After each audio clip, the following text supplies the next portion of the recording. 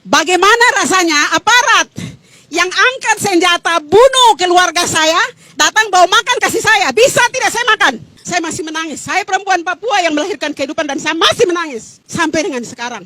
Hanya ada di Indonesia. Kenapa?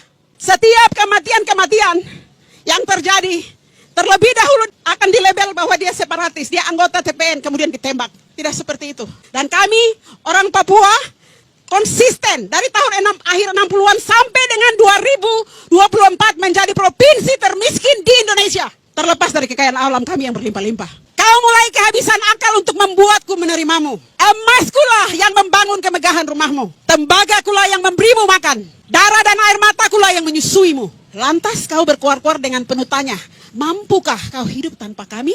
Tanya itu sudah harus mulai kau tanyakan pada dirimu, kawan. Kau sengaja membuatku melarat, memiskinkanku sambil menghisap kekayaanku dengan rakus. Kau ingin aku merangkak dan mengemis remah yang kau curi dari rahim bumiku. Kau ingin aku datang merangkak padamu, mengemis sisa-sisa makanan yang kau buang dari meja makanmu. Bahkan untuk menikmati remah yang tak seberapa pun, aku terus memberikan tumbal darah padamu. Pintu istanamu terbuka bagiku. Tiap kali nyawa anak negeriku melayang. Entah salah tembak, entah keracunan, entah berakhir mati saat interogasi para aparat keparatmu. Di masa Orde Baru, program keluarga berencana yang itu menghantarkan Soeharto sebagai bapak pembangunan, dan itu menyasar reproduksi perempuan, dilakukan oleh militer. Jadi bukan hanya makan siang gratis di Papua yang dilakukan oleh militer. Bukan hanya kereta yang dijaga sama militer.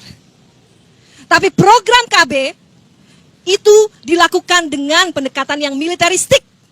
Dan itu langsung menyasar reproduksi perempuan. Friends, welcome to the Manuscript Papua YouTube channel. Selamat datang di channel YouTube Manuscript Papua. Kritik tajam terhadap pemerintah, khususnya dalam momentum Hari Perempuan. Militer adalah akar dari semua masalah kemanusiaan di Papua. Dan kini masalah tersebut telah meluas ke seluruh Indonesia. Alih-alih fokus pada pembangunan yang seharusnya membawa kesejahteraan, yang terjadi justru perampasan hak rakyat. Tanah mereka dirampas dengan kekuatan senjata, bukan dengan tangan yang menawarkan bantuan atau membangun. Lalu di mana hak-hak perempuan yang seharusnya dilindungi, terutama di wilayah-wilayah terpinggirkan seperti Papua? Kritik ini bukan hanya menyoroti ketidakadilan yang dialami oleh rakyat Papua, tetapi juga menegaskan kegagalan pemerintah dalam melindungi hak-hak perempuan yang sering terabaikan, terutama dalam situasi konflik. Di hari yang seharusnya memperingati perjuangan perempuan, kenyataannya masih banyak perempuan di Papua yang terperangkap dalam kekerasan, ketidakadilan, dan penindasan akibat kebijakan yang tidak berpihak kepada mereka. Pemerintah malah terus mengabaikan mereka, menjadikan peringatan ini lebih sebagai pengingat betapa jauh kita dari keadilan dan kesetaraan yang sesungguhnya. Esther Haluk, seorang perempuan dan aktivis asal Papua, berbicara tentang penderitaan yang dialami oleh masyarakat Papua, terutama perempuan, yang kini menjadi pengungsi di atas tanah mereka sendiri. Tanah Papua, yang seharusnya menjadi tempat yang aman, kini justru menjadi medan pertempuran dan kekerasan militer. Papua telah menjadi wilayah operasi militer sejak 1960-an, dan agresi militer terus menghantui masyarakat. Sekolah-sekolah yang seharusnya menjadi tempat belajar digunakan sebagai barak militer, bahkan gereja-gereja pun tak luput dari penyalahgunaan. Esther Haluk juga menceritakan betapa lelahnya menjadi seorang perempuan yang harus mengangkat jenazah anak-anaknya yang jatuh korban kekerasan. Saya masih menangis. Saya adalah perempuan yang melahirkan kehidupan.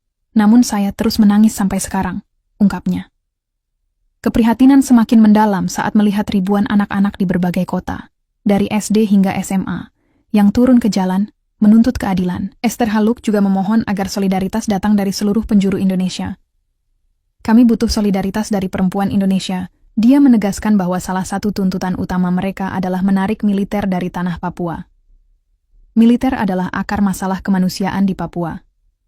Kami sudah menjalani ini sejak lama, namun di Jakarta ini baru menjadi wacana, kata Esther dengan tegas. Esther Haluk juga meminta pemerintah untuk segera menangani krisis kemanusiaan di Papua dengan fokus pada pendidikan dan kesehatan anak-anak yang terjebak dalam konflik. Papua memiliki tingkat kematian ibu dan anak tertinggi di Indonesia, dan meskipun kami memiliki kekayaan alam yang melimpah, kami tetap menjadi provinsi termiskin di Indonesia, tuturnya. Dengan harapan untuk masa depan yang lebih baik, Esther Haluk minta agar suara Papua didengar dan agar pemerintah lebih peka terhadap penderitaan yang sedang mereka alami. Teman-teman silahkan mengkritik komen dengan sopan. Jika suara orang Papua tidak lagi berguna bagi pemerintah, maka tidak ada salahnya Papua merdeka saja, bahkan daerah lainnya juga boleh. Kalau bisa bernegara sendiri, kenapa harus tergantung dengan Jakarta? Salam hormat dari YouTuber Manuskrip Papua. Manuskrip Papua. Get ready for the countdown. 3, 2, 1. Selanjutnya kita akan mendengarkan refleksi kisah-kisah dari Kak Esther Haluk dari Papua. Ayo kita sambut Kak Esther, boleh untuk maju ke depan.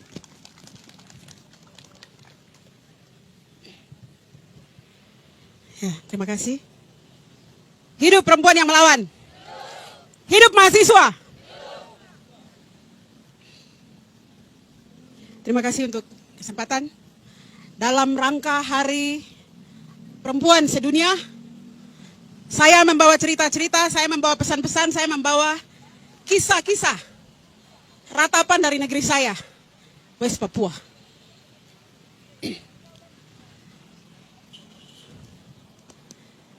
Saat ini, perempuan di Papua, bagaimana keadaan mereka? Saat ini saya sedang berdiri di sini. Saya punya saudara-saudara perempuan, saya punya mama, saya punya adik, sedang menjadi pengungsi di atas tanah saya sendiri, di atas negeri saya sendiri. 82.000 pengungsi di wilayah konflik Maibrat, Intan Jaya, Duga, Yahukimo, Pegunungan Bintang. Jangan lupa nama-nama yang saya sebutkan itu. Itu nama-nama tempat saya, masyarakat saya yang sedang terusir keluar karena konflik berkepanjangan yang sedang terjadi di atas tanah Papua. Saya mau kasih tahu adik-adik, teman-teman yang ada di sini, Papua itu menjadi daerah operasi militer, itu bukan baru. Semenjak 1960-an sampai sekarang ini kami rajin ditemani oleh agresi militer di atas tanah saya. 60-an sampai sekarang. Saya tidak berteriak karena operasi militer yang baru terjadi, tidak. Mama saya, orang tua saya sendiri sedang menangis di atas tanah saya. Sedang terusir keluar dari kampung saya. Sekolah-sekolah sedang dipakai sebagai barak-barak militer. Gereja saya sedang dipakai sebagai barak militer TNI dan Polri. Saya tidak bisa beribadah, saya punya adik-adik tidak bisa pergi ke sekolah. Ribuan anak Papua yang ada di daerah konflik yang saya sebutkan tidak sekolah. Saya mau tanya, saya orang Indonesia atau bukan? Apakah saya sebagian dari bangsa Indonesia? Kenapa saya masih mengalami operasi militer sampai dengan sekarang ini? Air mata masih mengalir, darah masih mengalir di atas tanah saya. Saya belum berhenti menangis. Saya capek sebagai perempuan mengangkat potongan-potongan jenazah anak saya dari balik timbunan sampah, semak-semak belukar. Saya capek. Saya masih menangis. Saya perempuan Papua yang melahirkan kehidupan dan saya masih menangis sampai dengan sekarang. Bagaimana nasib adik-adik saya? Kalau kemarin Anda melihat ribuan anak, bukan hanya satu kota, SMA, SMP, bahkan SD, dalam sejarah peradaban di dunia ini, yang kemarin turun anak-anak SD, itu baru cerita. Hanya ada di Indonesia. Kenapa?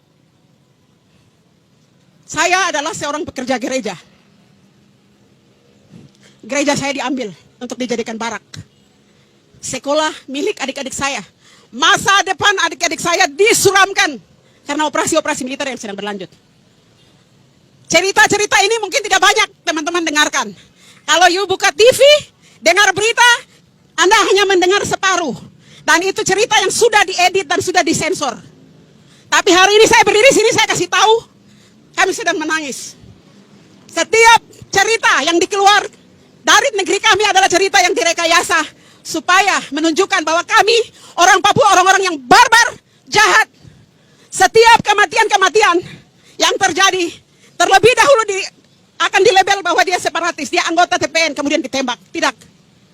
Tidak seperti itu.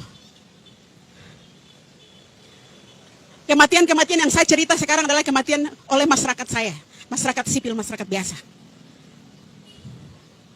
Jadi di Hari Internasional Perempuan, mungkin perempuan-perempuan lain di Indonesia, saya tahu, kami masyarakat adat masih mengalami tantangan karena orang yang ada di dalam gedung sana lebih memilih untuk menghamba kepada kepentingan investasi daripada memihak kepada rakyat.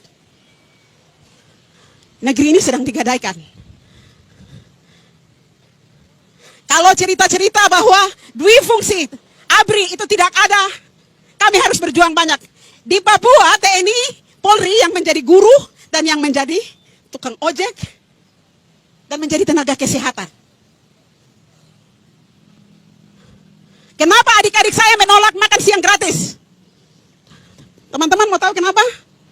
Kalau di kota besar seperti yang saya tinggal sekarang di Jayapura, atau di Manokwari, atau di Sorong, di kota, itu